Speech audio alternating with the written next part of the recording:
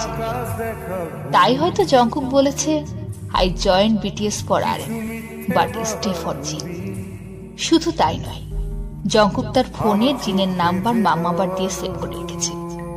হ্যাঁ, মামাবাট, যে তার পাখনার আড়ালে তার বাচ্চাদেরকে আগলে রাখে।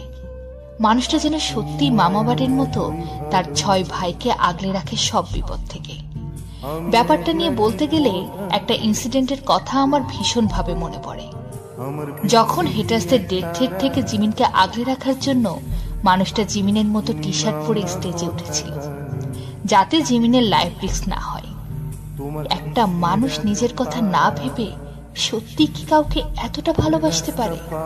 আমি এই মানুষটাকে না দেখলে বুঝতেই পারতাম না। সুগা আর জিনের সম্পর্কে তো যত বলা যায় ততই কম।